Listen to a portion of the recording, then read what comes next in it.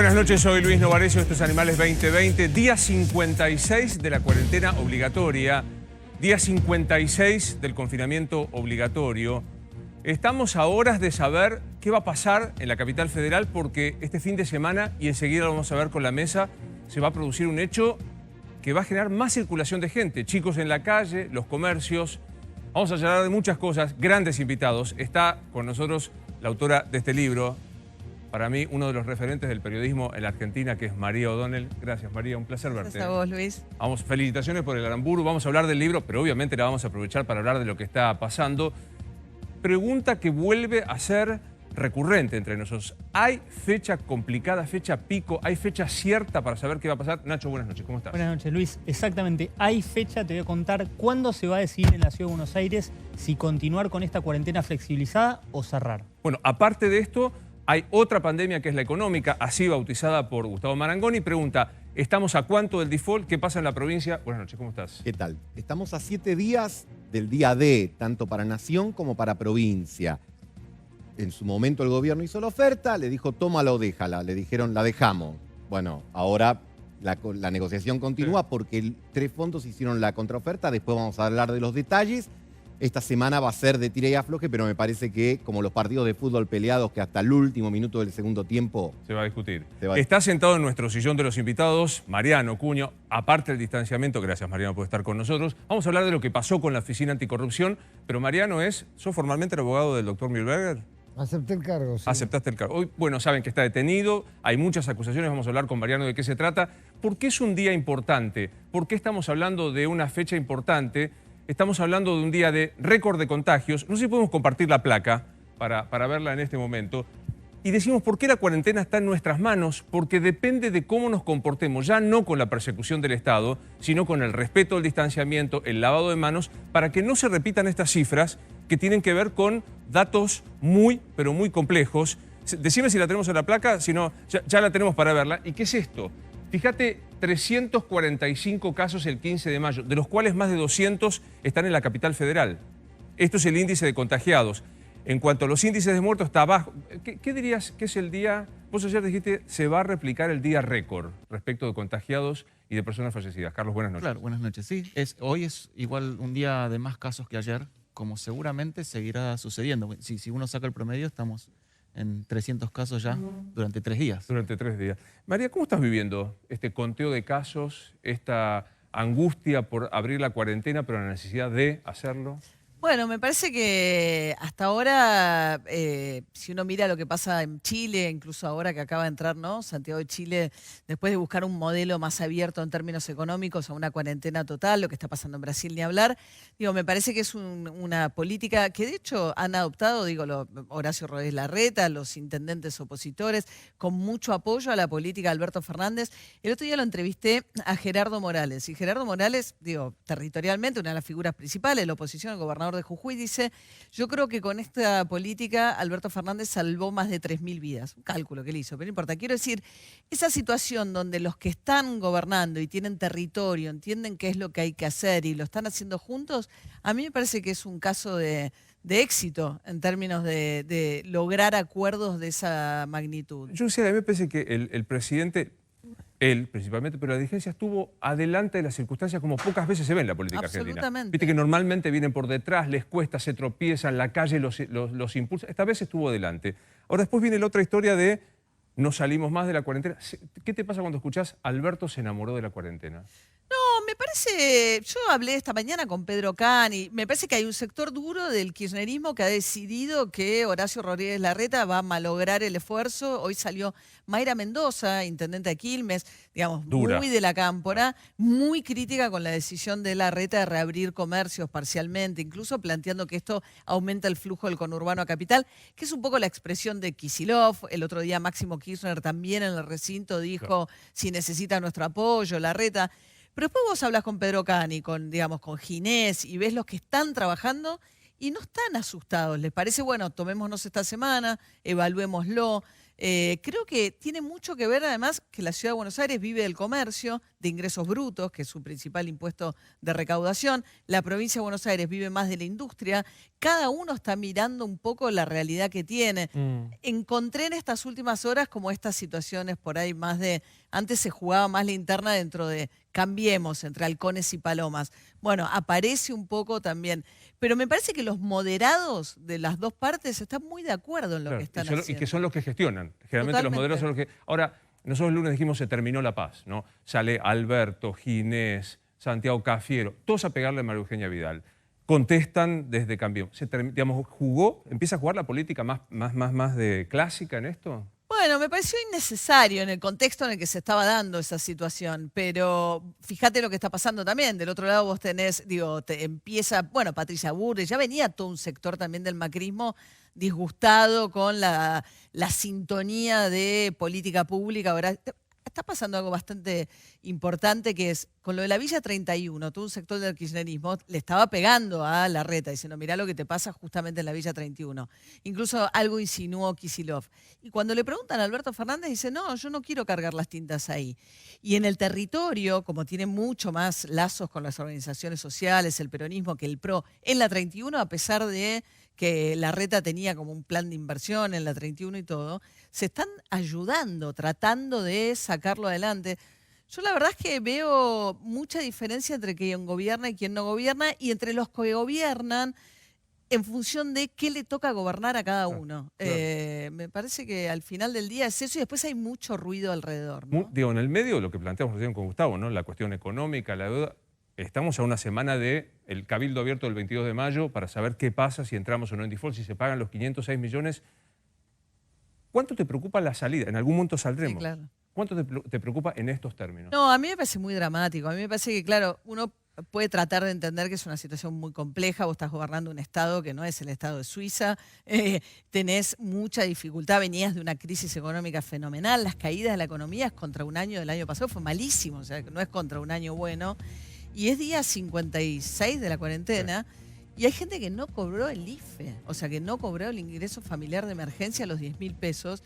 Y cuando vos hablas de las zonas, digamos, por plantear la Ciudad de Buenos Aires, los barrios, digamos, no urbanizados, los barrios populares, ¿a qué se dedica la gente que vive en esos barrios? Obreros de la construcción, Sí, claro. empleadas en casa de familia, textiles, en talleres textiles y vendedores ambulantes.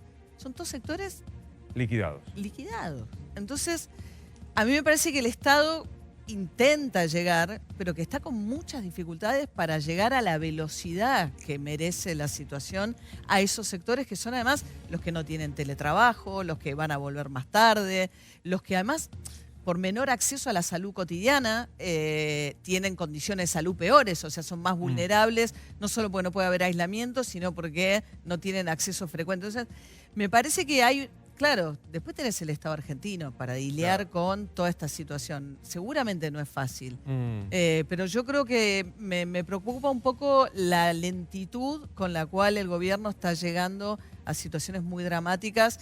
Me decía el cura, el padre Juan Isasmendi de la 1114 el otro día, dice, las crisis por lo general uno espera que el día de mañana sea mejor. Y acá sabemos que mañana, si bien la cuestión de la salud está bien, él estaba como conforme, me dice, mañana va a ser peor.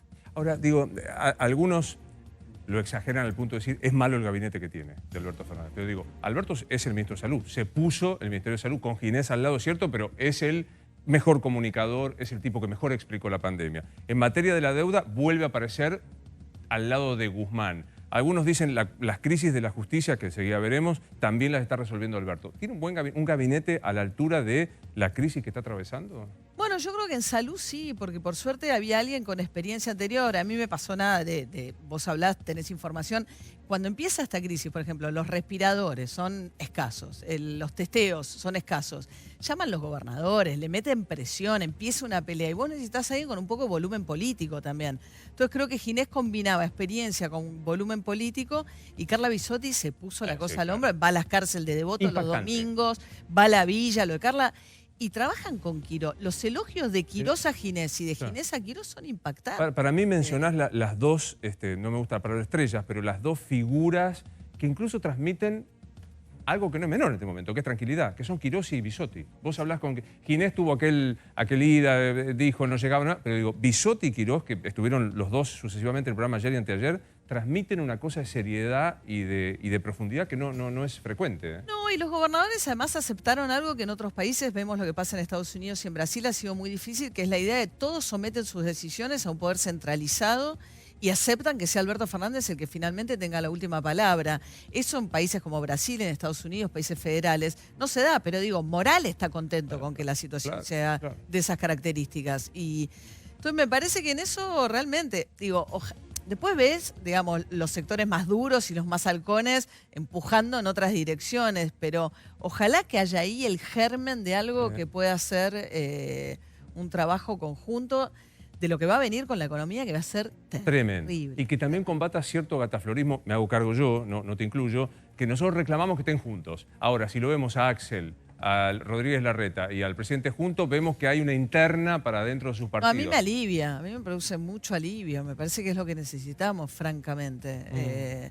Más en una situación como esta, vos fíjate el área metropolitana, digamos, somos 3 millones de porteños, pero entran 3,5 millones de bonaerenses todos los días a trabajar. Si vos no controlás ese flujo, es una situación imposible. Ahora hay ruidos, ahí ya empieza a haber un poquito de ruidos, pero bueno, también a veces los ruidos tienen que ver con que cada uno está mirando el problema desde un punto de vista distinto. Claro, obvio. Bueno, es María O'Donnell por las dudas, que está de escritora hoy por el libro de Aramburu, pero yo la quiero ahí, la quiero ahí. Después vamos a dar un poco de información y con Nacho, si vamos para... Así, título, ¿vamos para atrás o no en la cuarentena, en la flexibilización de la cuarentena porteña? A ver, yo vuelvo a Pedro Can, que son los que saben. El número de hoy no tiene que ver con que se abrió esta semana el comercio. Claro. O sea, los números son de hace 14. Claro, entonces la idea de se abrió un poco y...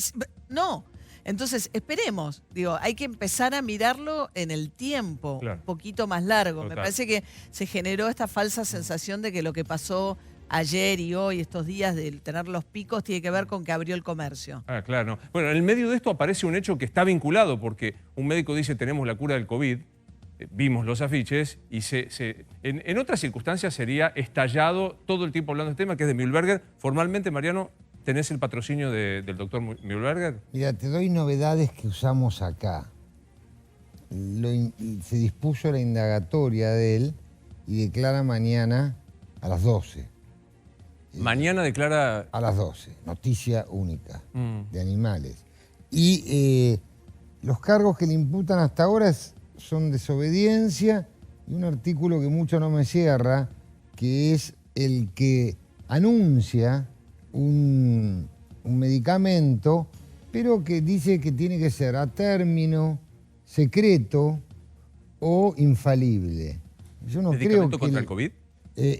Cualquiera, ese es el tipo penal. Pero ¿desobediencia que a la autoridad? Desobediencia, artículo 239, que no la veo tampoco demasiado clara, tal vez porque funcionaba esta clínica, tal vez sea por eso. Pero digo, la información que hay periodística es le secuestraron medicamentos vencidos, que no estaban rotulados, que no estaban autorizados. Hay un cartel, que no sé si lo podemos ver, que dice la cura del COVID blanco y celeste, me lo acuerdo. Un procedimiento extraño, porque vos sabés que no hay orden de allanamiento. Recién lo miraba acá, la Fiscalía muy atenta envió la copia del expediente por teléfono, técnicas nuevas muy buenas, y veía que fue una inspección de la municipalidad que entró con la policía directamente a la clínica, sin orden. Curioso. Y ahí revisan y encuentran un matafuego que le falta una cosa, algunos separados, unos medicamentos viejos, pero eso es administrativo, ¿viste? Es decir, no está en el Código Penal. Me parece que había algo más que el matafuego. Mirá, no, lo primero que encontraron fue el matafuego y unos cables. Y después, pero eso es todo administrativo, si la clínica estaba bien, no estaba bien. ¿Tiene título de médico o no? Sí. No, importante. Hoy la versión tiene el título, pero no tiene ratificada la matrícula desde enero. Te cuento cómo es. Yo lo conocí hoy y hablé media hora. ¿Cómo lo encontraste? Entero, preocupado, hacía 2 días que estaba ahí, sin bañarse ni nada. Sí, con una falta de realidad de lo que está pasando en la ciudad de Buenos Aires con su nombre. pensando que era todo demasiado simple. Y te digo, por ejemplo, se recibió hace muchísimos años en la Universidad de La Plata, promedio 9 y pico. Estudió en España 6 años, ejerció en España, en Estados Unidos, tiene 6 libros escritos. Todo eso es muy bonito. Clinic Mühlberger. Contamos con el antiviral para el COVID-19. ¿Qué es antiviral? Busquemos en el diccionario. El antiviral es como es el Tamiflu para la gripe A. ¿Qué es un antiviral? Un antiviral es un medicamento que funciona contra los virus. Bueno. Él dice que tiene el medicamento que funciona contra el COVID-19. Okay. Y el único nutracéutico. Él lo que hizo fue un compuesto que tiene, hasta donde yo entendí, vitamina no sé cuánto, vitamina de la otra, no sé qué, 4 o 5 cosas más, que resultan, según el diccionario, antiviral y nitracéutico. No cura el COVID. Si me decís que él curaba el COVID, lo dijo un francés que estuvo con Macron, lo dijo un israelí, pero no cura el COVID. Ahí no veo que diga que dice, cura. ¿Qué es un nutracéutico, Doc? Desconozco mucho lo que significa, pero debe ser algún medicamento relacionado con la nutrición, supongo. Que tiene efectos farmacéuticos. Supongo, yo independientemente, Mariano, de todo lo otro que hayan encontrado, que no lo sé, digamos, lo llamativo es que es la frase, ¿no? Digamos, bloquea los virus del COVID. Es como, eso no está escrito por un médico ni revisado por un médico. Él no lo escribió ni lo había visto. No importa, estaba en su clínica. Claro. ¿Viste? Lo escribió por una recomendación, lo voy a explicar todo mañana. Pero lo que te quiero decir, eso no dice ahí, descubrí la vacuna, encontré el remedio. Te estoy dando un antiviral nutracéutico. Mirá los cuatro. No, bueno, hay algo que se llama publicidad engañosa y está tipificado. O sea, no es una cosa. Hay algo de generar el engaño. Tipificado en la Ley de Defensa de la Competencia, no en el Código Penal. Acá estamos hablando de delito. Bueno, pero es un tema de salud. Una cosa es... el único nutracéutico para bloquear los virus del COVID-19 es...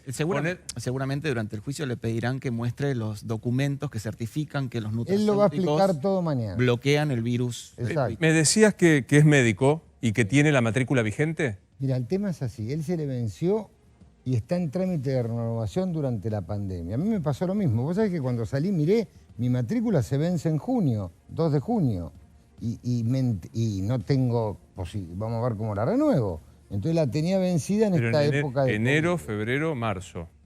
Enero, febrero, marzo. La cuarentena fue el 19. Pidió el trámite, estaba en trámite. No. ¿Sabes que te quiero como mi abogado, Mariano? Definitivamente. Porque, claro, pero estaba ejerció 3 meses con matrícula vencida. Con trámite de renovación, no otorgado en épocas de COVID. No. Ojo, que te vuelvo a decir, eso no está en el Código Penal. Eso vamos a sede administrativa que lo sancionen, ¿viste? Pero eso, el Código Penal es la desobediencia y esta de medicamento a término, ¿viste? ¿Te atendiste alguna vez con él? No. No lo conocí hoy. Yo tomo Redoxón y me di la vacuna en la farmacia. Pero, ¿cómo estaba abierta la clínica? Si claro, no perdón. No, eso. Claro. ¿Cómo estaba abierta si tenía la matrícula vencida? Hay una hermana también ahí que trabaja. Que es médica. No lo sé. Trabajan otros médicos. Hay un listado en que viene el acta donde trabajan otros médicos que tienen matrícula y demás. Sí, eso que pregunta María es clave, ¿no? Hay quienes dicen que no estaba habilitado el centro de atención. No, estaba habilitado, sí. Estaba habilitado. Si anti-age no es una excepción. ¿Cómo? Anti-age no es una excepción. ¿Qué es anti-age? No es una clínica de tratamientos... antienvejecimiento. Claro. Antienvejecimiento, todo lo que es... No, tiene habilitación general desde hace muchísimos años que estaba esta clínica. No, yo digo durante el COVID, no está dentro de los... Revisiones. ¿Pero estaba abierta la clínica en el medio de la pandemia? La clínica trabajaba normalmente. ¿Qué es la medicina ortomolecular, Carlos? Es medicina que utiliza oligoelementos de una forma correcta. Habla como con una bestia como el que estás hablando. Utiliza vitaminas. Oligoelementos que provienen de la naturaleza. Sí, vitaminas, digamos, otros minerales. Muy bien. Digamos, bien. ¿Hay de eso? Bien indicados. Lo que no utiliza la medicina ortomolecular, por ejemplo, es midazolam, que es un sedante fuerte, potente, que para aplicarlo necesitas una infraestructura que lo amerite. Necesitas por lo menos una terapia intensiva o algún reanimador porque provoca depresión del sistema nervioso central y del aparato respiratorio. Si vos le das midazolam a una persona que no lo necesita o mezclado con un oligoelemento, podés traer una complicación que le puede llevar a la muerte. Algunos dicen que estamos frente al caso Rímolo 2. No, mirá, yo fui a Rímolo. Rímolo era otra liga, Rímolo no era doctora, recetaban pastillas para recetar, hubo lesiones, Yo entré en Rímolo con 76 hechos. Cámara revoca, con mi apelación quedaron 6 hechos. Pero era una estafa, era un engaño en la sustancia entregada. Acá no hay, hasta donde yo he visto, ninguna víctima de ningún desprendimiento patrimonial indebido. No, está mal la pregunta que te hago, porque me comprende la generalidad y lo voy a hacer igual. Sí. ¿Le vas a aconsejar que hable mañana en la indagatoria? Sí, sí. ¿Va a hablar? Sí, por supuesto, que explique todo. Yo lo vi sólido y tiene que dar explicaciones. ¿Y vas a pedir la libertad de él después de la indagatoria? Yo creo que los delitos, te digo, tienen una pena, uno hasta 1 año de prisión y otro hasta 2 años de prisión. Yo creo que están buscando desesperadamente delitos. Me queda hasta mañana, espero que no encuentren alguna cosa rara. Más de 3. Aparecen anónimos, aparecen pacientes que hace 4 o 5 años lo operaron y dice tuvo mala praxis, aparecen cosas raras. Estos delitos son recontra escarcelables. ¿Y a dónde se va a escapar? Con las fronteras cerradas, domicilio constatado, clínica constatada. Veremos qué resuelve la señora fiscal. ¿Vos lograste ver el tema de que se secuestró? Me decías algunas, digamos, ¿se secuestraron medicamentos vencidos? Sí. ¿Se secuestraron medicamentos? No sé qué son. Por ahí, te digo, yo me fijé en casa, tengo un montón de medicamentos vencidos también. No soy una clínica, no está probado que él distribuyera esos medicamentos vencidos. ¿Medicamentos que no estaban autorizados sin ANMAT, sin...? Eso no vi nada. No había nada. No, digo, yo me quedé preocupado por este cartel que veíamos. Ahí estamos viendo la faja de clausura, pero es el nutracéutico que frena, no decía que frena, que... Bloquea los efectos del virus, de los virus del COVID. No entiendo la frase. Ahora, doctor, usted le preguntó si lo había mandado a hacer él el cartel, porque hay una versión de una persona que le preguntó a él y aparentemente la respuesta que habría dado fue lo hizo una empleada que ya la eché porque me quiso hacer una campaña sucia.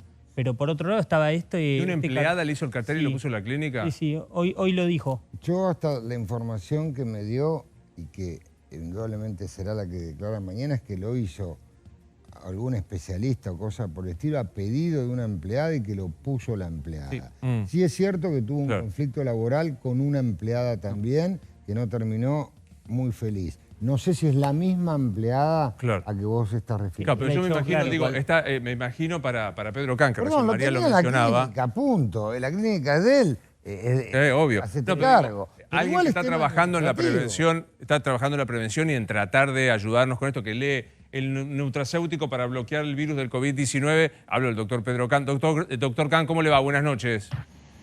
Buenas noches, Luis, ¿cómo le va? Muy bien. ¿Cómo le cae? Digo, sé que no es su área, pero ¿cómo le cae que un colega promocione tener un nutracéutico que bloquea el COVID-19?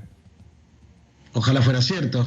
Sería una buena noticia para todos, pero en general nosotros nos manejamos con evidencias científicas publicadas en revistas científicas revisadas por pares. Y no recuerdo haber leído ningún artículo con respecto a ninguna sustancia nutracéutica o algo parecido, ¿no? Digamos, esto conspira contra la credibilidad de lo que está haciendo, la seriedad con la que se trabaja, digamos, este tipo de promociones o de cosas que usted muy bien dice no están probadas científicamente. ¿Complica la situación? Mire, yo prefiero no abrir juicio sobre una situación que la justicia tendrá que determinar. Me parece que la gente a esta altura de la jornada ya está bastante informada. Los primeros interesados en encontrar una vacuna o una cura somos todos, incluyendo y en primer lugar a quienes trabajamos en este tema. La vida de todos sería más fácil si esto fuese cierto, así que no habría ninguna razón para negarlo.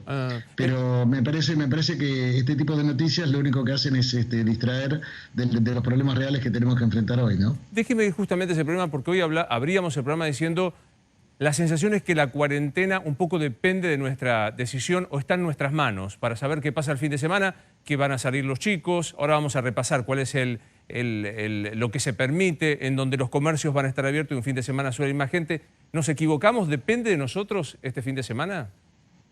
Sí, Luis, usted dijo depende un poco. Yo diría que depende absolutamente de todos nosotros. Hemos llegado hasta aquí con una situación de relativo éxito y siempre pongo la palabra relativo porque hablar de más de 300 muertos evidentemente no podemos calificarlo de un éxito total, pero evidentemente si nos comparamos con otros países no muy lejanos de aquí, fronterizos con nosotros, estamos muchísimo mejor. Y esto es gracias al esfuerzo fundamental que ha hecho la población. Una población que supo bancarse la cuarentena, desmintiendo esa cosa autoflagelante que a veces tenemos los argentinos, que no, nosotros somos un pueblo, que somos incapaces de cumplir normas, que esto va a ser imposible. Yo recuerdo las cosas que se decían cuando el 20 de marzo el presidente dispuso el inicio de la cuarentena, y salvo excepciones que motivaron notas de los medios periodísticos, porque eran excepciones, si hubieran sido tan frecuentes ya no hubieran sido notas, en general el comportamiento de la ciudadanía fue admirable. Una cuarentena que es difícil para todos, porque nadie se enamora de la cuarentena, a nadie le gusta la cuarentena como tal, pero evidentemente todos lo hacemos porque entendemos que nos estamos protegiendo a nosotros y estamos protegiendo a nuestros familiares y a nuestros semejantes, aunque no sean familiares nuestros. De modo que ahora que tenemos más posibilidad de movernos con las limitaciones del caso en el área metropolitana de Buenos Aires, es más importante que nunca cumplir con lo que se nos pide, hacer lo que se nos ofrece, sí, poder salir con los chicos 1 hora, 500 metros, etcétera, no transformar esto en un jolgorio, no armar reuniones en las esquinas, no pensar que ahora podemos hacer el asadito, la fiesta, la reunión. Claro.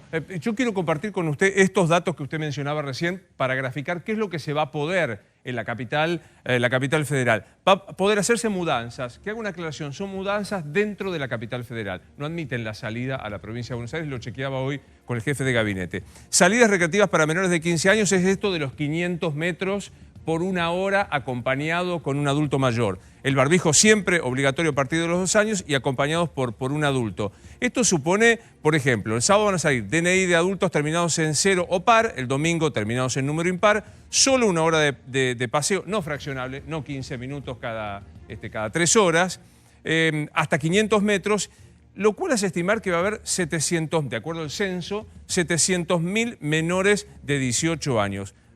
Bien cumplido me parece que es una buena posibilidad. Mal cumplido me dirá usted, no se puede hacer deportes, compras salvo las que están habilitados, jugar con otros niños, agruparse con más gentes e ir a los parques.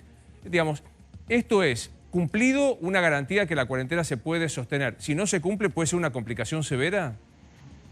Mire, Luis, el tema es el siguiente. Si yo paso caminando por la calle cuando voy al supermercado y al lado mío camina una persona que tiene COVID-19, no me voy a contagiar. El tema es el contacto cercano y digamos, prolongado durante varios minutos. Fíjese usted que, por ejemplo, hay actividades que están en marcha desde el mismo día 20 de marzo, alimentación, farmacia, seguridad, etcétera, y no hemos tenido prácticamente casos en esos grupos. ¿Por qué? Porque han respetado el distanciamiento social, usaron el barbijo social, mantuvieron la distancia del 1,5 metros, se lavaron las manos, ventilaron los ambientes, limpiaron las superficies, no se llevaron las manos a la cara. De modo tal que a nosotros no nos preocupa tanto el hecho de que vaya a haber más gente en la calle. Sabemos que va a aumentar un poco el número de casos, es probable, mientras no tengamos una disparada dramática. Fíjese que estamos en una situación en la cual... Le hago un punto y seguido ahí para entender. ¿Qué es una disparada dramática? Hoy tuvimos, ayúdenme con los números, por favor, que tuvimos en el día de hoy. 214 en la ciudad de Buenos Aires solamente. 214 en la ciudad de Buenos Aires. ¿Qué sería un número dramático? ¿El doble? Mire, el número dramático es aquel que pone en riesgo la disponibilidad en el sistema de salud. Nosotros tenemos al día de hoy unas 150 camas de terapia intensiva ocupadas por pacientes con COVID-19 para un sistema que tiene 4.000 y pico de camas disponibles. Compáralo con la situación de Chile, que tiene el 87% de las camas de terapia intensiva en Santiago de Chile ocupadas. Entonces, me parece que, digamos, cualquier cosa que ponga en riesgo la disponibilidad de recursos del sistema de salud, esa es una situación dramática. Claro. Y estamos bastante lejos de eso. Y además hay que tener en cuenta que el crecimiento de casos, que se da básicamente en la ciudad de Buenos Aires, tiene que ver por el hecho de que hemos tenido un brote importante en el barrio 31. Y también en menor medida en la Villa 1114. Entonces, evidentemente allí ha habido una actitud con el plan Detectar de salir a buscar a las personas basados en los síntomas, es decir, se toca la puerta de la gente, se le pregunta, ¿ha tenido síntomas? Si ha tenido fiebre, ha tenido tos, ha tenido dolor de garganta, pérdida del olfato, lo que sea, se lo invita para testearse, claro, se lo aísla inmediatamente y se pasa a controlar a los contactos estrechos. Entonces, evidentemente, de esa manera, yo hoy hablaba con un colega suyo en la radio y le decía que esto es como manejar un incendio. Le aparece un foco, usted inmediatamente le pone un cortafuegos para que no se le extienda a toda la pradera. claro. Bueno, hoy tenemos un foco en las barriadas populares por las condiciones de vida que tiene la gente, ¿no? Doctor, como siempre, gracias por atendernos. Les dejamos un saludo, ¿eh? Sí, gracias a usted, Luis, y déjeme decirle que hoy es un día de fiesta para todos nosotros porque por Sí, el lanzamiento del nuevo kit diagnóstico que prueba que es no solamente importante por la rapidez del test, que en menos de 2 horas nos va a permitir dar resultados, una técnica que tiene la misma sensibilidad o mejor que la PCR convencional, hecho en la Argentina por científicos argentinos, aquellos científicos que alguna vez alguien nos mandó a lavar los platos o que le decían que eran ñoquis del CONICET. Bueno, esos son los científicos que están desarrollando este estudio. Sin Entonces, duda. en medio de tanta mala noticia, es una excelente noticia. Tiene toda la razón y me alegra mucho que haya hecho el reconocimiento. Gracias, Doc. Gracias a usted. Que siga usted bien, el doctor Pedro Can. La verdad que es una gran noticia la de hoy, de este test rápido, efectivo, que hacen los científicos argentinos, María. Sí, es la segunda, ¿no? Antes había vivido también un desarrollo muy importante, una viróloga importantísima, la doctora Gamarnik, que había hecho el desarrollo para encontrar la cantidad de anticuerpos en sangre, ¿no? Que es muy importante para poder tratar incluso a pacientes que eventualmente estén teniendo el coronavirus. Y esto, claro, son bienes muy escasos hoy en el mundo, lo que tiene que ver con los testeos, los barbijos y la posibilidad de producirlos. Acá y tenerlos disponibles a precios mucho más accesibles, pero sobre todo además tenerlos disponibles es muy importante para las políticas de poder ir reabriendo la economía lentamente. Total. De una manera que te permita tener instrumentos Claro. que lo hagas sin correr grandes riesgos. María planteaba situación económica dramática. Estamos en una semana de saber si el drama se cristaliza en un default o no, Gustavo. Claro, porque tanto para nación como para provincia estás en el momento más concreto de la negociación. Como yo te decía en la introducción, al principio es esta mi propuesta, esta es lo que puedo, si te sirve bien y si no, no. Ahora ya empezás a ver la letra chica. Es una negociación compleja. Vos tenés 21 bonos que representan 66.000 millones y lo tenés que cambiar por 5. ¿Qué vas a discutir? Capital, si descontás algo o no.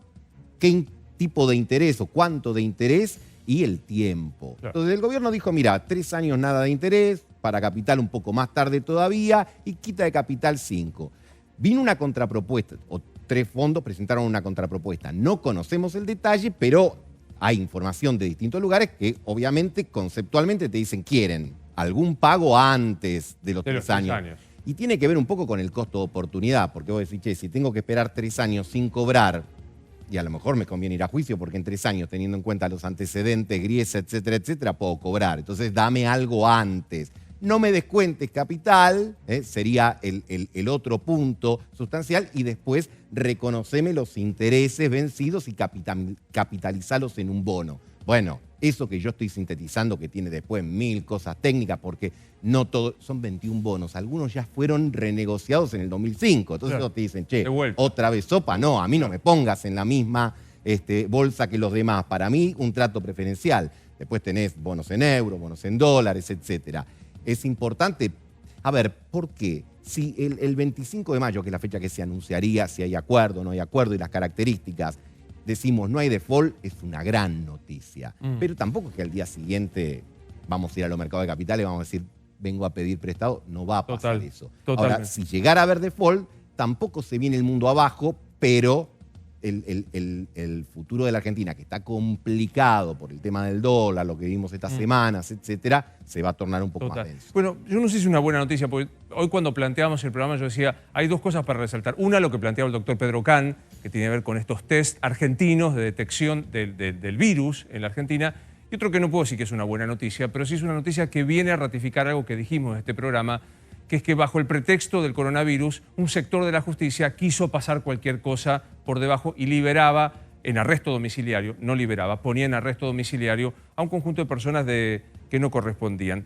En aquel momento algunos decían, no es verdad, no hay tantos violadores, como si la aritmética fuera más importante que el fondo de la cuestión.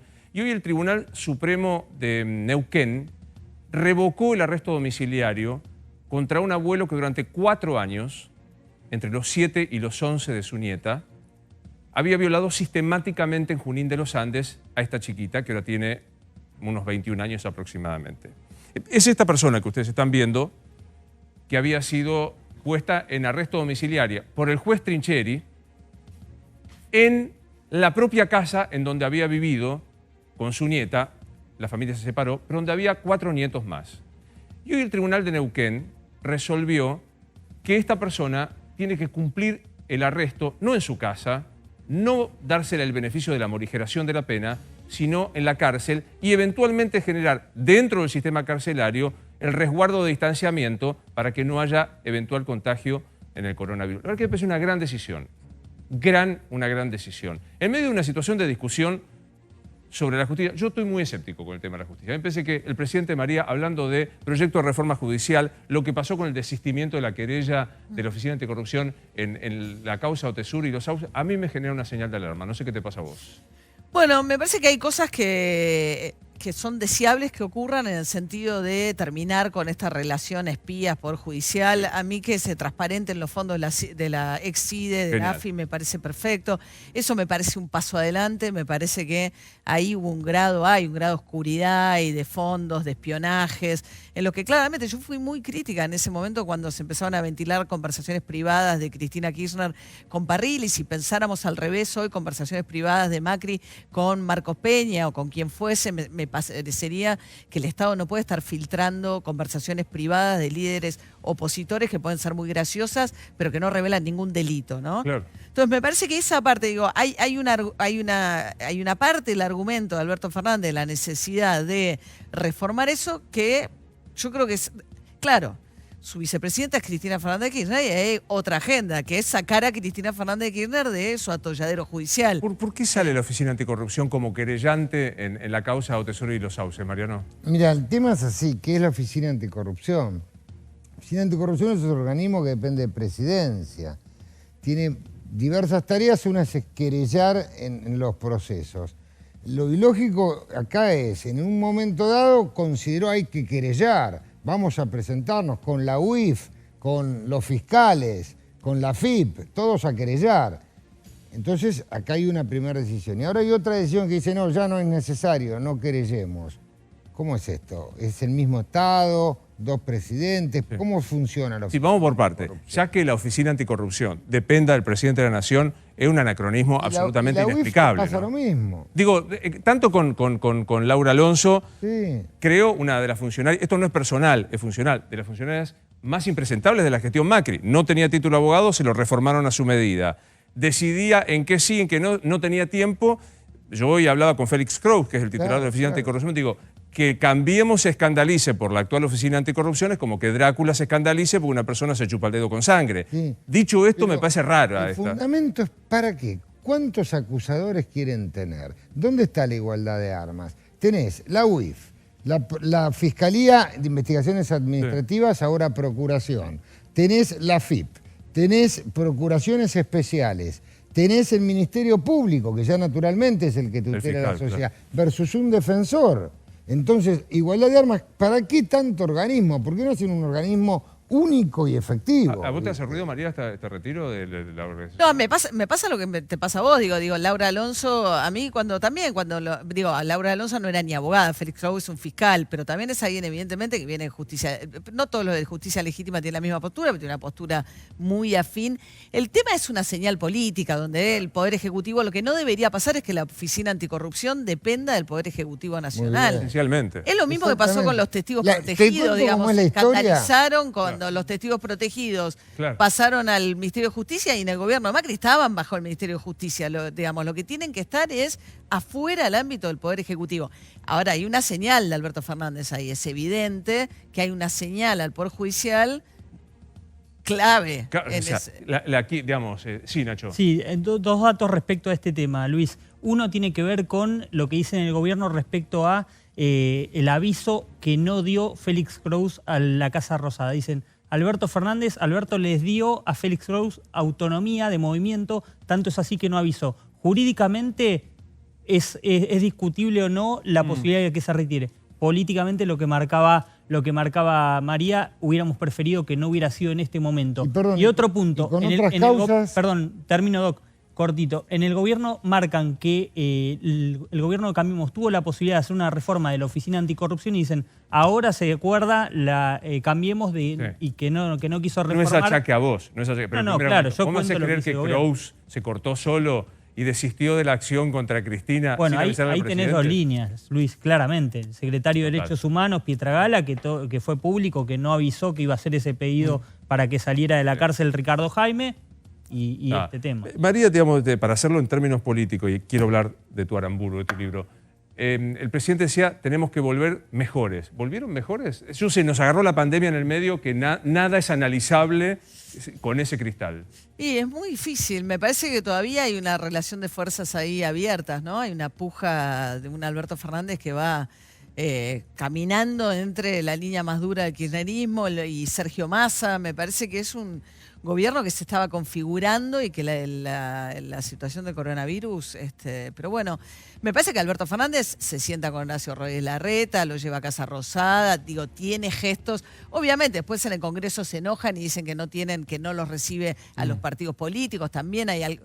Pero me parece que no es lo mismo, digo, no es exactamente. No es lo mismo. No, yo nunca creí que fuese a hacer lo mismo. Ahora voy a hablar con Axel Kicillof, en un mano a mano, que es Cristina puro, definitivamente. Absolutamente, sí, la provincia de Buenos Aires, sí. ¿Por qué, Aramburu? ¿Por qué decidiste arrancar con que es un episodio emblemático en la historia argentina? Porque me parece que a mí me gustan los temas incómodos y me parece que el tema de Aramburu es un tema muy incómodo porque hay quienes, ya desde la definición de es un asesinato o es un ajusticiamiento tiene que ver con la idea de, a veces creemos que las divisiones de este país son muy recientes y uno va un poco más para atrás y ahí estaban y digamos la idea de todo un sector del peronismo que sintió que el encargado del golpe del 55, que se había llevado escondido el cadáver de Eva, que había matado a Valle, los bombardeos del 55, 15 años de proscripción del peronismo, cuando van estos jóvenes desconocidos, los secuestran a Aramburu en su casa, hace 50 años, se van a cumplir ahora el 29 de mayo,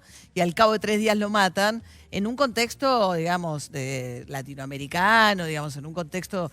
Y hubo un sector de la Argentina que lo festejó, que lo sintió como una vindicación. Era como que se llama la retaliación, ¿no? O sea, el ojo por ojo del momento, ¿no? Bueno, de hecho se quedan con el cadáver de Aramburu con la intención de cambiarlo por el cadáver de Eva, porque en el 70, cuando lo matan a Aramburu los montoneros, que así se dan a conocer, nadie sabía quiénes eran, dan un comunicado diciendo, bueno, el cadáver de Aramburu lo esconden en el sótano, una quinta en Timote, en provincia de Buenos Aires. Dicen, cuando traigan el cadáver de Eva, les entregamos el cadáver de Aramburu.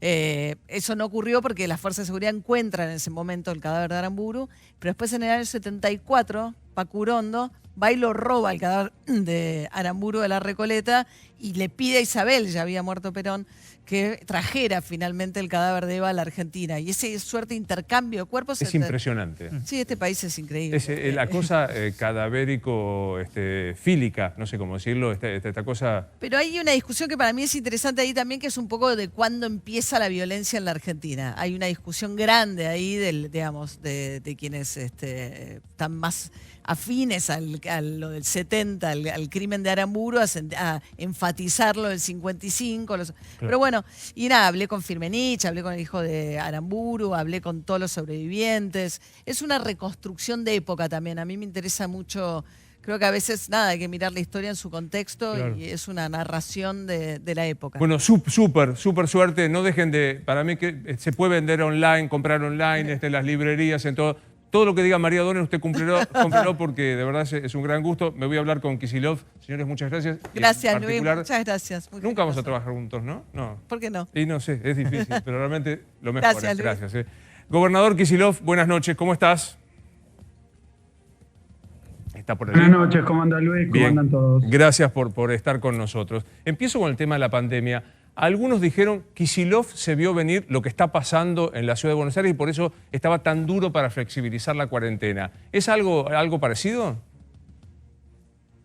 Mira, la verdad que cuando uno mira lo que pasó en otros países del mundo, una vez que empiezan los contagios a salir del ámbito de lo importado, y empiezan a hacer contagios comunitarios, digamos, contagios entre gente ya contagiada y otros de la misma comunidad, la verdad que es casi inevitable que haya un crecimiento. Es ahí donde todos los países endurecieron sus cuarentenas.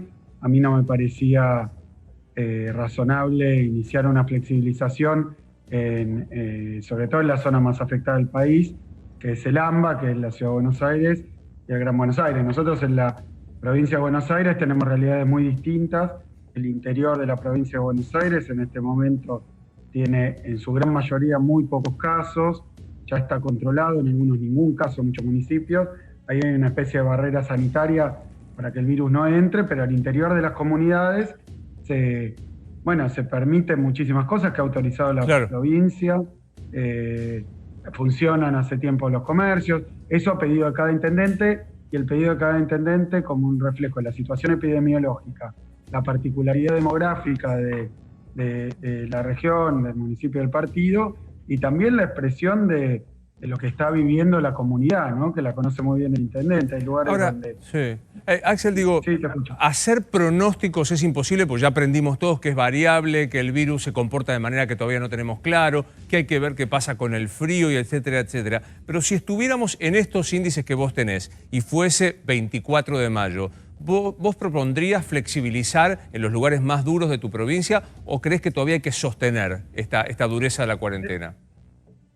Mira, creo que aprendimos mucho, aprendimos de la experiencia internacional, vemos lo que pasa en Brasil, por ejemplo, y sin ponernos a comparar, pero una política del sálvese quien pueda no funciona, genera contagios, genera muertes, finalmente. Entonces, acá en la provincia de Buenos Aires y en Argentina lo que vemos es que hay que administrar, todo el tiempo hay que administrar la cuarentena. Nosotros hace tiempo, en realidad desde el principio del aislamiento, tenemos muchísimas industrias abiertas y no hemos tenido prácticamente ningún caso. ¿Por qué? Porque hay protocolos específicos, porque cada empresa se ocupa del transporte particular, digamos, de los trabajadores, porque se le hacen test antes de llegar, cuando bajan, se les ponen todos los equipamientos. Tuvimos un solo problema en un frigorífico de todas las empresas que están abiertas, porque los alimentos que estamos comiendo se envasan, se fabrican, se distribuyen básicamente en la provincia de Buenos Aires. Lo mismo pasa con la industria de los medicamentos, con la industria de insumos médicos. Así que esa experiencia la tenemos. Nosotros siempre pensamos que el avance tenía que ser por el lado de la producción, donde está la necesidad más grande, la generación de trabajo. También está, obviamente, la posibilidad de mantener protocolos. Bien. Después, cuando uno ve que empiezan a crecer los casos, como está pasando muy fuerte en la ciudad de Buenos Aires ahora, la verdad es que mi idea es que hay que seguir cuidando con muchísima atención la situación y no correr riesgos. O sea, seguir cuidando es sostener este esquema. Sí, en el caso de la provincia de Buenos Aires te digo cómo estamos. En el interior con muchísimas excepciones, aunque en cada uno de los municipios, de las ciudades, de los pueblos, barreras sanitarias muy estrictas.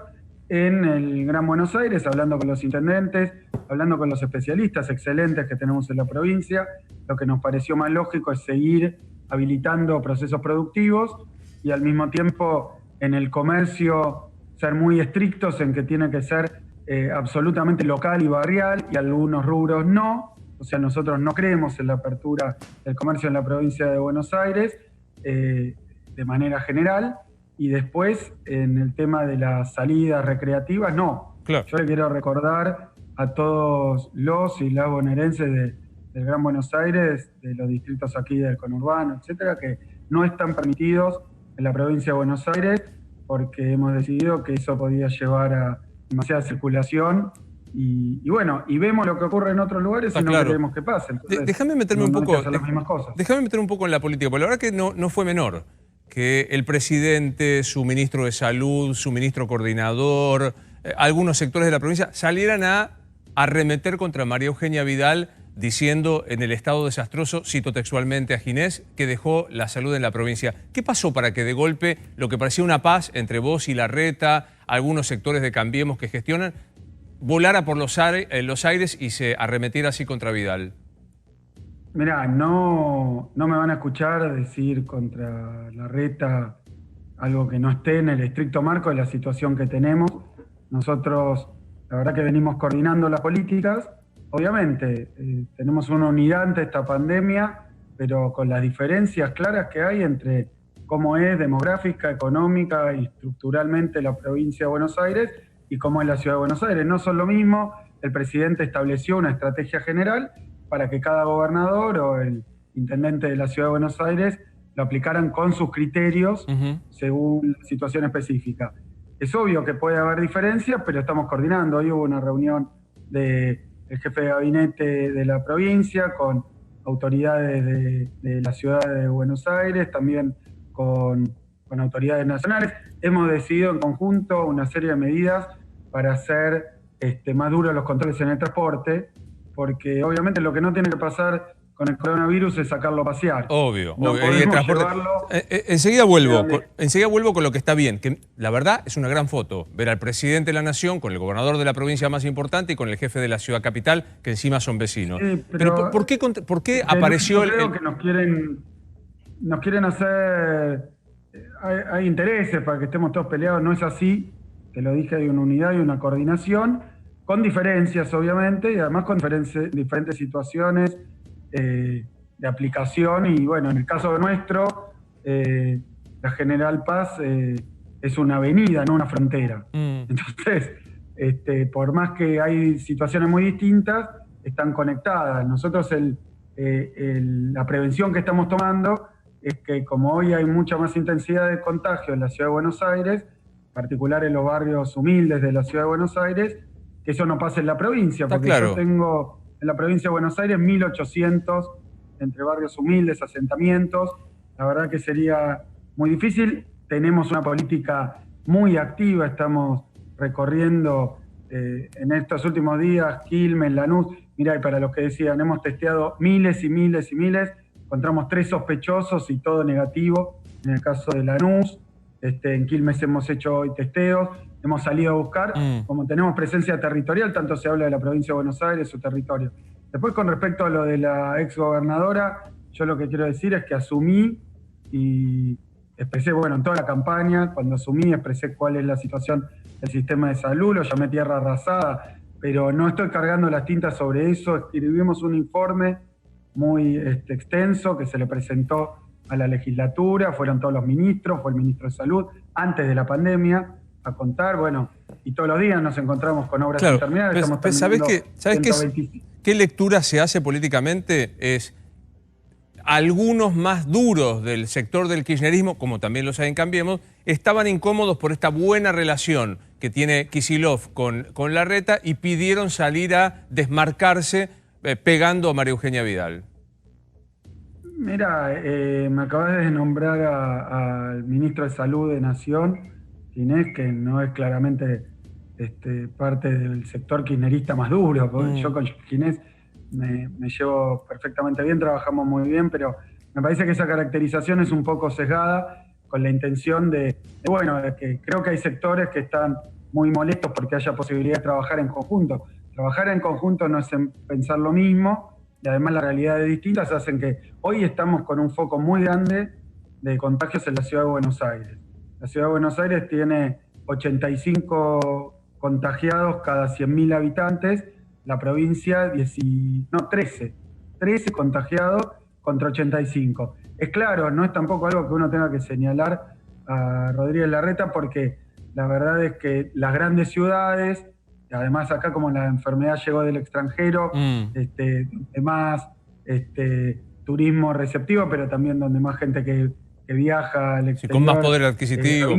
Claro. Es en la ciudad. Es imposible que no haya empezado esto en la ciudad de Buenos Aires, que no prolifere primero en la ciudad de Buenos Aires, pero bueno, nuestra situación es que con el sistema de salud, lo digo, yo tal vez lo digo de esta forma porque hoy ya la campaña electoral pasó y nosotros acá conseguimos 52% de los votos, supongo que por la situación en la que quedó la educación. Nadie lo esperaba, pero bueno, fue así. Sí. Ya está juzgado, lo juzgaron en las urnas. Ya está. Que no Ahora, fue una gestión. ¿Te llama María Eugenia Vidal? Sí. ¿Tuviste un ofrecimiento de ella de ponerse a disposición para colaborar? ¿Estás teniendo algún tipo de vínculo? No lo estoy teniendo asiduamente, estoy trabajando con los intendentes de Cambiemos, de Juntos por el Cambio, permanentemente, con todos. Hace poco salió una solicitada en apoyo de la negociación de la deuda de la provincia, 135 firmas, son 135 intendentes. O sea que la verdad que venimos trabajando, todos los que estamos en el Poder Ejecutivo, ante una emergencia, una calamidad de la magnitud de la pandemia del coronavirus, la verdad que estamos trabajando en unidad. Obviamente esto no borra las diferencias a veces de concepción política, pero bueno, han aceptado la política que estableció el presidente, están trabajando cómodos ahí. Me parece que después puede haber chisporroteos, pero que se moleste el que se moleste, pero tenemos que trabajar juntos. La verdad que no podemos darnos el lujo. Yo con Horacio Rodríguez Larreta tenemos eso, la General Paz y el Riachuelo, y después es como que la provincia está rodeando la ciudad de Buenos Aires, que es donde está hoy lamentablemente la mayoría de los contagios, y tenemos que impedir que eso prolifere en la ciudad y todo lo que podamos contribuir, pero que haya viajes de ida y vuelta. Bueno, la gente se va a contagiar. Yo le quiero pedir a los y las bonaerenses que no tomen esos riesgos. Hay que quedarse en casa. La provincia de Buenos Aires sigue trabajando así. Estamos teniendo, siempre con la pandemia es un éxito relativo, porque contagios va a haber, así que la curva va creciendo. El tema es que no crezca rápidamente, que no crezca explosivamente, y que nos dé el tiempo que nos tomamos, por ejemplo, en la provincia de Buenos Aires, para expandir nuestro sector de salud, nuestro sistema sanitario, que la verdad es que estaba deteriorado. Yo lo dije todo el tiempo, no voy a cambiar de opinión antes. Hoy creo que hay que trabajar. A ver, donde vamos, si había una obra, la dejaron con deuda, hay que pagarla, pero yo lo que muestro son los resultados. Después, si me preguntan, obviamente tampoco lo oculto, pero creo que lo fundamental es que teníamos una cantidad de camas de terapia intensiva.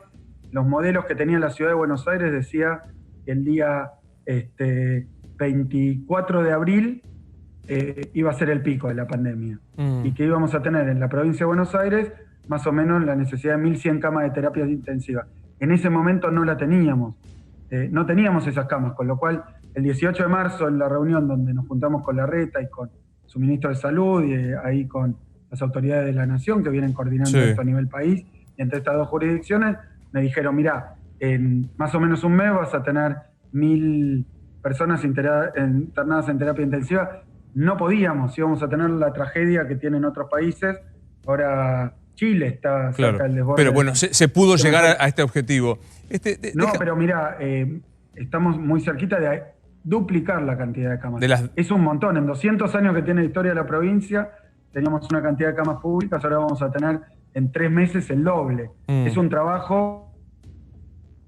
Y es un trabajo y se quedó congelada primero la imagen y ahora vamos a tratar de... Ahí estás. Da tranquilidad. Pero claro, si de hoy para mañana empiezan los contagios... Obvio. Se desborda. Déjame preguntarte algo, la cuestión económica. Tengo claro que el coronavirus va a provocar un daño en la economía ya muy dañada que venía trayendo.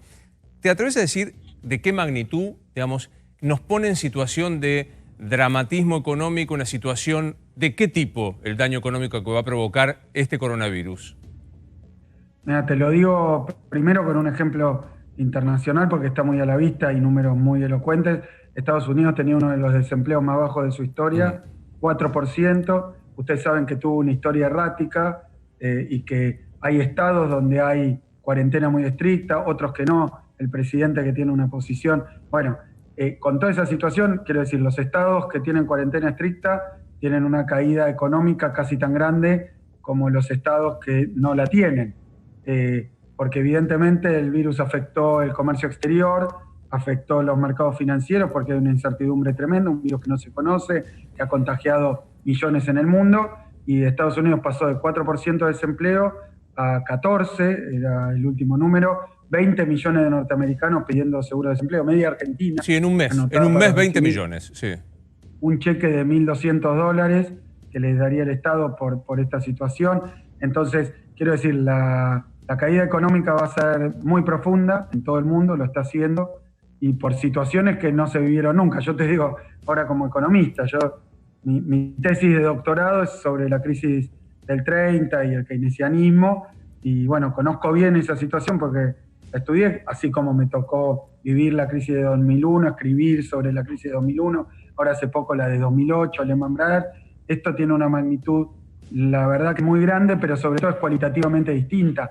Hoy no es que los mercados financieros, la incertidumbre paró la economía, es que se están tomando medidas sanitarias que impiden que se produzca, impiden que se consuma, y entonces es como que uno tiene la capacidad, la posibilidad, pero no se pueden juntar las dos puntas porque estamos cuidando la salud. Está claro. Ahora, cuando uno suelta, si uno suelta, como piden algunos, no es que soluciona el problema económico a costa de la salud. Es que hoy pasó en algunos lugares, incluso en Argentina, cuando empieza a haber contagios, la gente se guarda, lógicamente, porque es la única forma de no contagiarse. Entonces ahí vuelve a haber producción y de la peor manera. Está claro. Esto hay estudios, mira, hace poco leí un trabajo de la crisis de la pandemia de 1918, la gripe española que la llaman, y bueno, y también fue una situación de caída muy violenta y los países que hicieron cuarentena tuvieron tanta destrucción económica como la tuvieron los que no lo hicieron. Está claro. Porque Axel, esto trasciende. Estamos a días de saber qué pasa con el tema de la renegociación de la deuda, ver lo que pasa con el default o no. Algunos creen que es lo mismo, que caer en default no es tampoco tan grave. No sé si es lo mismo, pero no es tan grave. Sé que vos estás trabajando desde la provincia para evitar el default y el gobierno nacional lo mismo. Ahora, de no alcanzarse un acuerdo con los acreedores, ¿es grave o no es grave entrar en default? Mira, estamos en una situación tan compleja financieramente. Yo te diría, en una situación normal tiene una significación. Hoy hay muchísimos países que están en una situación de debilidad financiera con sus deudas porque están también con un parate muy fuerte, con incapacidad de exportar y conseguir divisas. El mercado de deuda está muy mal, muy detonado.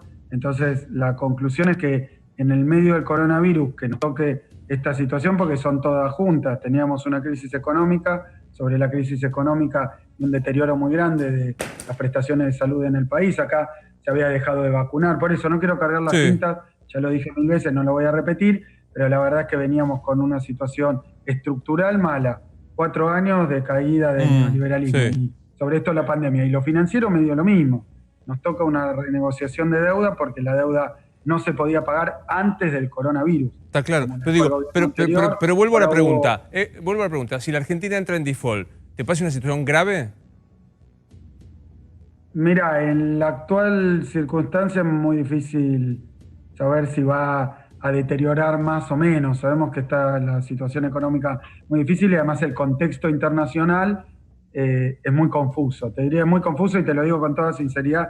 No, vos sabés que yo siempre estas cosas las conozco, las estudio y las puedo contestar con mucha frontalidad. Acá el problema que hay es que nadie sabe cuándo se va a salir de esta pandemia ni en qué condiciones se va a salir, con lo cual todos esperan que la situación financiera internacional sea bastante caótica independientemente del caso particular de Argentina. En el caso particular de Argentina se viene trabajando muy bien, a punto tal que 140 especialistas, entre ellos 4 premios Nobel, el Fondo Monetario, mira, el Fondo Monetario dijo que está bien la propuesta de Argentina, así que la verdad es que estamos en una situación inmejorable, pero el mercado financiero del otro lado hay unas personas, unas compañías que están con una turbulencia tremenda y no se sabe bien cuáles son los parámetros sobre los que van a decidir, de la misma manera que tampoco se sabe cómo y cuándo va a reactivar la economía. Ahora te digo algo muy claro. Piñera, allá en Chile, está pidiéndole al Fondo Monetario Internacional una ayuda para el coronavirus de 26.000 millones de dólares.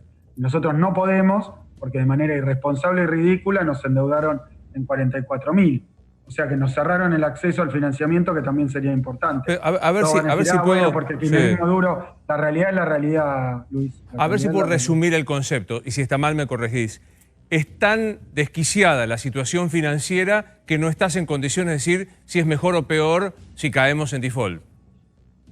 Te diría mejor no es que acepten la propuesta porque nos soluciona el problema de largo plazo. Porque la propuesta argentina, lo que dice Martín Guzmán, lo que dice Alberto de la sostenibilidad, es que Argentina hace una propuesta y la provincia hace una propuesta, simplemente cada año lo que puede pagar razonablemente. Y más que eso, si le exigen no lo va a poder pagar, entonces es firmar algo que no se va a cumplir. En esto también, la mayoría de la oposición, la mayor parte de la oposición estuvo con el gobierno nacional y acá en la provincia con el gobierno provincial. Después también hay, yo entiendo que ahora, bueno, se pelean. Yo te digo, nosotros estamos coordinando, hay diferencias, tenemos a veces diferencia de criterio y como estamos tan juntos, yo digo, si la gente, porque abren los comercios más masivamente, se quiere ir a la ciudad de Buenos Aires, desde la provincia es una tragedia. Claro. Es una tragedia porque ahí hay más contagios y no tenemos que permitirlo, por eso acordamos poner más límites al transporte, pero la verdad es que no es conveniente, no queremos que pase, ni yo y en representación. Está claro. ¿Te dice algo como economista para tener en cuenta o te parece que es tal la cosa desquiciada que no es momento para ocuparse de esto, el dólar libre, el dólar blue, negro a 140 mangos? Bueno, eso puede tener que ver con la negociación de deuda. Siempre acá hay intereses, pujan y te lo digo por experiencia personal, en toda la época que yo era ministro y se estaba discutiendo con los fondos buitres, también había movimiento de la divisa. Son volúmenes pequeños en este momento, porque en otro momento todos dicen, bueno, la gente con lo que ahorra, los trabajadores, los jubilados, la gente mayor va, ahorra y compra dólares.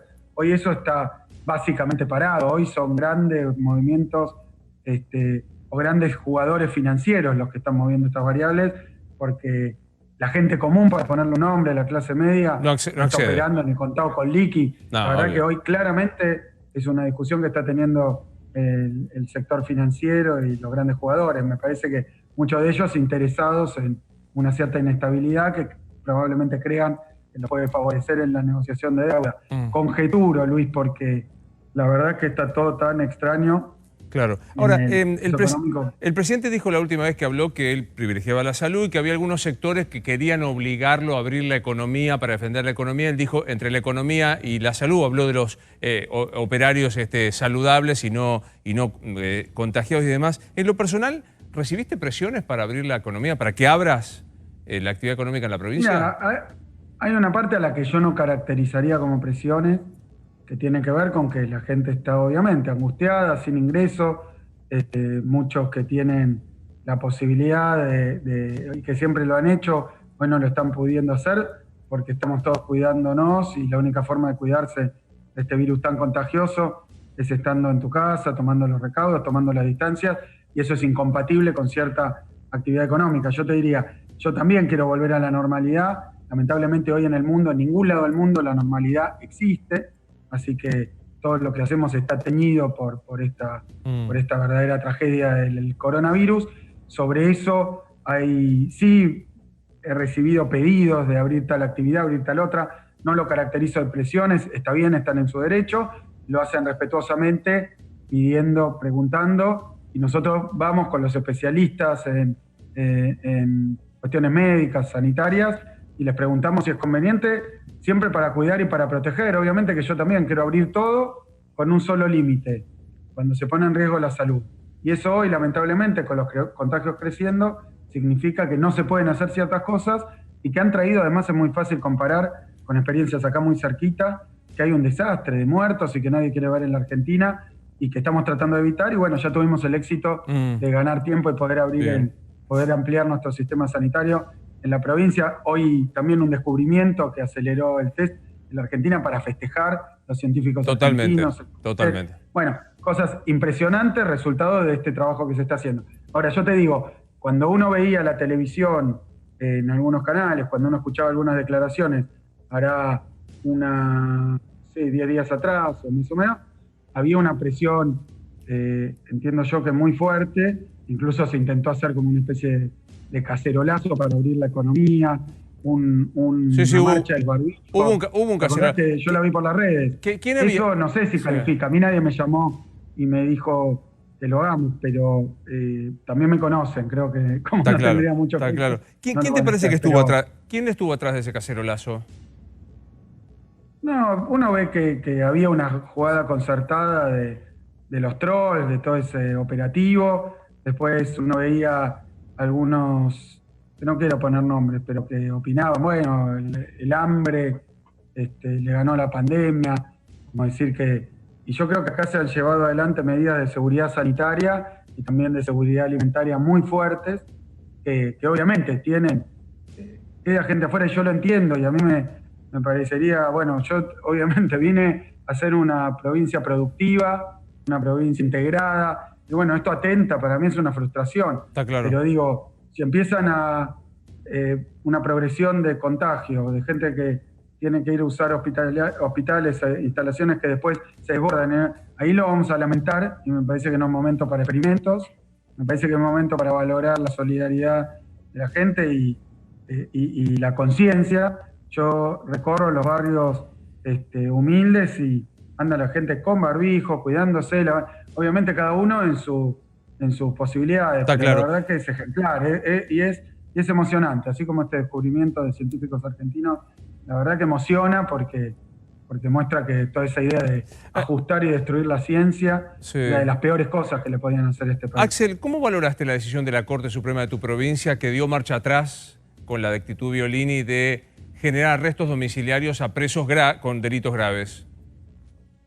No, yo conozco el dictamen de casación, conozco la cosa, siempre dije, como también esas campañas, hace poco vos lo habrás visto, con un paquete de comida que decían que yo le había impreso mi nombre. Mira, no importa, yo no puedo perder mucho tiempo en eso, pero la verdad que si uno tuviera que estar desmintiendo todas esas cuestiones que circulan, y algunos malintencionadamente, yo estoy seguro, porque lo deben saber, y con poca responsabilidad, porque le llevan bronca, generan, incentivan, cuando la gente está tan angustiada y haciendo un esfuerzo enorme, no es momento para mandarse a llenarle la cabeza a la gente. De la misma manera trataron de decir muy concretamente, incluso algunos titulares que se traducían en que yo como gobernador estaba liberando directamente presos peligrosos. La verdad que más mentira no puede haber que esa, porque lo aclaré lo más rápido que pude. Cuando uno se empieza a cansar y dice, pero voy a tener que salir a aclarar lo obvio. Claro, a veces sí. Entonces fui y dije, miren, esta es una decisión del Poder Judicial. Sé que ha salido porque nos enteramos por los medios de prensa, tampoco lo decidimos nosotros, con domiciliaria, quienes habían cometido delitos graves. Dije, me parece mal, lo que pido es que el Poder Judicial y su máximo órgano, lo dije muy concretamente, le ponga un orden para que haya un criterio único. Yo tampoco vi, porque no hubo una polémica al interior del Poder Judicial, simplemente es una responsabilidad de ellos, como es una responsabilidad nuestra, el lugar donde están los internos, que son las cárceles. Y de nuevo, sí, Luis, no es por apuntar contra la exgobernadora, pero un desastre el sistema carcelario como lo recibimos. Pasaron de 33.000 a 49.000 y hay 25.000 lugares. Entonces, la verdad que todas las cárceles del mundo con problemas, acá con mucho hacinamiento, los organismos de derechos humanos, ¿qué decidimos hacer nosotros como Poder Ejecutivo? No ahora, desde el primer día, ampliar los establecimientos, y eso anuncié 1.350 plazas que se van a estar terminando, también que habían quedado sin terminar con deudas. Indiqué que se acelere más todavía para que pasen los próximos meses, y ahora va a haber noticias también en el mismo sentido con el ministro nacional, con Pato Pois, y obviamente con... Pero déjame preguntarle esto, sabiendo la independencia de los dos poderes, ¿te satisfizo la decisión de la Corte Suprema de la provincia? Yo creo que había una recomendación que yo marqué, lo que hizo, porque también lo conocía con Tegrán, porque había una recomendación de que los que fueran población de riesgo, sea por la edad o por enfermedades, cursaran en domiciliaria, tampoco de liberarlos, ¿no? Que tuvieran domiciliaria. Y no se especificaba, sino que se dejaba a criterio a cada juez la decisión de las condiciones bajo las cuales esto se hacía y las situaciones particulares. Y no se aclaraba específicamente qué tipo de delitos se podía y qué no. Entonces, simplemente marqué eso, tampoco era apuntarle, sino simplemente marcarlo, y después la Corte Suprema, bueno, sí, sacó lo que yo pedí, creo que está satisfecho, lo habrá hecho por su propia cuenta y está muy bien, era que había criterios distintos en el Poder Judicial de la provincia. La Corte Suprema de la provincia es una Corte Suprema que siempre ha sido ponderada, porque a diferencia de lo que pasó acá en la provincia de Buenos Aires, incluso hubo quejas con respecto a cosas como el lofer, como la persecución política, eso en la etapa anterior. Así que ahora ha acomodado la cuestión, y me parece que las reglas tienen que ser claras y tienen que respetarse. Dame un instante, porque quiero preguntarte, hoy hablaba con un intendente de tu provincia que me hablaba sobre la posibilidad de que Cristina Fernández apareciera en un acto con vos. Dame un instante que quiero preguntarte un segundito de esto. Después de la pausa, que es brevísima, Axel, la pregunta es, algunos dicen que Cristina va a estar en territorio bonaerense, para algunos intendentes incluso esperan la palabra de ella. ¿Me das un instante y me contestás si esto es así? Ahí volvemos. ¿Está previsto que Cristina te acompañe en un acto público, Axel? No, la verdad que no lo charlamos, no lo sé. ¿Pero charlas con ella habitualmente? Sí, claro, y con Alberto todos los días, con Máximo, con Massa, con todos los intendentes. Mira, tenemos por semana 3 reuniones mínimo con los intendentes. Hace 2 días hice una teleconferencia con los 135 intendentes porque anunciamos un leasing para compra de maquinaria y además equipamiento de salud. Así que sí, estamos todos en contacto. Mira, es un momento donde hay que trabajar integradamente porque la verdad es que esto no permite descoordinaciones. Eso es lo que digo con respecto a la ciudad. ¿Quieren armar una pelea? No, lo que pasa es que hay muchos casos en la ciudad y la verdad que es riesgoso que eso venga al conurbano en este momento y queremos arreglarlo de la mejor manera posible, simplemente eso. El presidente dijo, este gobierno es el gobierno de Alberto, de Cristina, de Massa y los movimientos sociales. ¿Te representa esa definición? Sí, creo que Alberto está expresando cómo está conformado en parte su gabinete, el Poder Ejecutivo y los principales ahí en la Ciudad de Buenos Aires, dirigentes, algunos de los principales dirigentes, sí. Gracias por estar con nosotros, Axel, muy amable. No, gracias a ustedes, Luis, y a seguir cuidándose, que para eso estamos. Y parece una cosa menor, pero no hay salidas recreativas, paseos de menores, como acá en la capital, en la provincia, no están autorizadas. Claro, quiero recordarles porque se puede salir con alguno de los nenes a hacer una compra, pero no, para recreación no, preferimos priorizar la producción, que es donde nos está yendo bien y estamos cuidando a la gente y protegiéndola de los contagios. Ahora sí, muchas gracias. Hasta luego. Hasta luego. Pequeña pausa y tenemos todavía más de animales. Tenemos una flexibilización que mañana tiene una característica. 700.000 chicos en la capital federal pueden salir una hora, toda junta, hasta 500 metros alrededor de casa, aquí en la capital federal, solamente en la capital federal, acompañados de un adulto. Uno tiene la impresión de que ahora está en nuestras manos la cuarentena, en el sentido de que ya sabemos que el Estado nos explicó, ya sabemos qué es lo que puede pasar, ahora depende de todos y cada uno de nosotros. Ojalá estemos a la altura de las circunstancias. Soy Luis Novarecio, estos Animales 2020 será hasta el lunes.